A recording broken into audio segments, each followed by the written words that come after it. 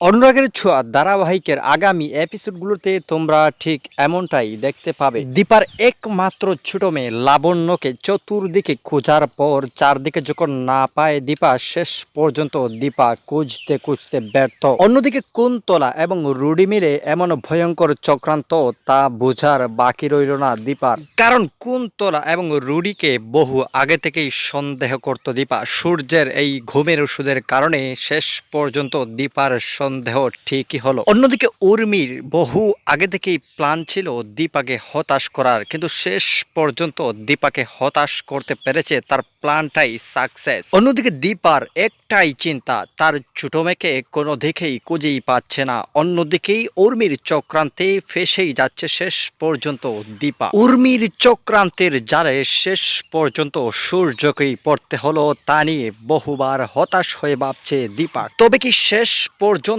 উর্মির চক্রান্তের জালে দীপাই ফেসে যাবে?